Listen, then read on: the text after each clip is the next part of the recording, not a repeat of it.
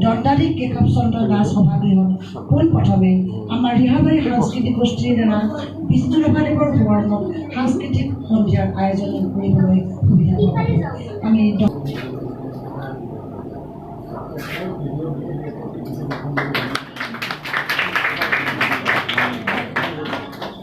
ৰিহাবাৰী সাংস্কৃতিক গোষ্ঠীৰ উপদেষ্টা মাননীয় শ্ৰী এখন বেনাৰ দেখি মই অভিভূত হৈছোঁ, আৱেগিক হৈছোঁ। যে দণ্ডাধী কেশৱ চন্দ্ৰ দাস সভাগৃহ কনকলতা দাস ৰিহাবাৰী গুৱাহাটী। গতিকে দণ্ডাধী এইগৰাকী ব্যক্তিৰ আজি যিটো পুণ্য এটা দিৱস, এটা সভাগৃহখন উন্মোচন হ'ল, সেয়ে মই অকণমান ইতিমধ্যেতো আমাৰ সভাপতি ডাঙৰীয়াই বিষ্ণু ৰাভাদেৱৰ বিষয়ে বহুখিনি আপোনালোকক কৈছে। তদুপৰি তেখেতৰ গীত মাতখিনি হৈছে। মই কম বিষ্ণু ৰাভাদেৱৰ কথা। মই অকণমান কেশৱ চন্দ্ৰ দাসদেৱৰ বিষয়ে, যিহেতু আজি নতুন আৰম্ভণি হয়।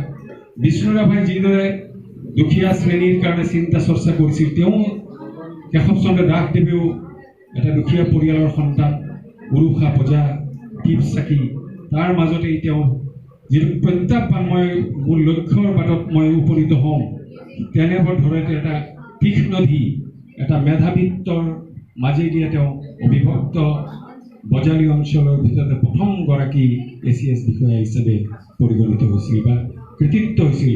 গতিকে এইগৰাকী কীৰ্তিমান পুৰুষে পৰৱৰ্তী সময়ত যেতিয়া চাকৰিয়াল হ'ল, তেওঁ এগৰাকী জনহিতৈষী ব্যক্তি হিচাপে বা চাকৰিয়াল হিচাপে বা বিষয়া হিচাপে পৰিগণিত হোৱাৰ কথা।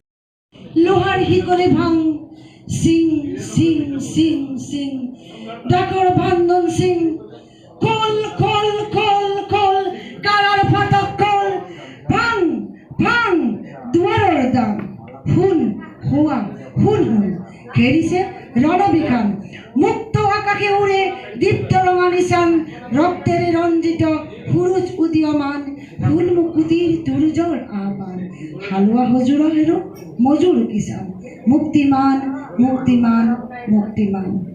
নমস্কাৰ।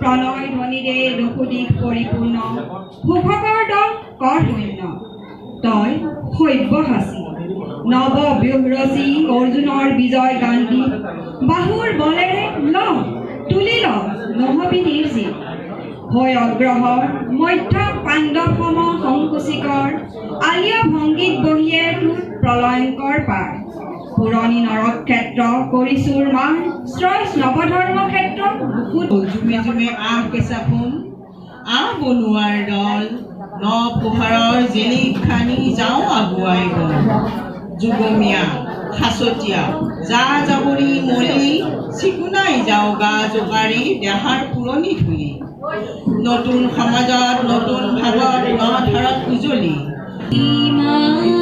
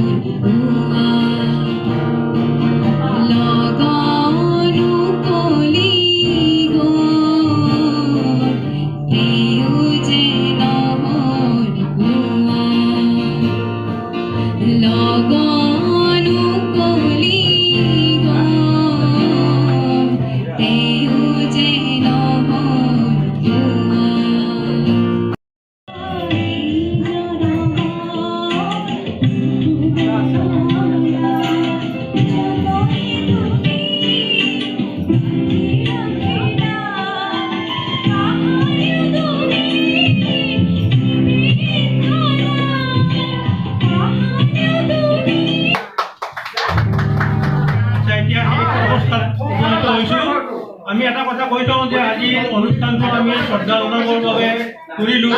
ইয়াতে সকলোৰে সহযোগিতা পালোঁ। ৰিহাবাৰী বা বাহিৰৰ পৰা অহা অতিথিসকলেও এই অনুষ্ঠানত যোগদান কৰিলে।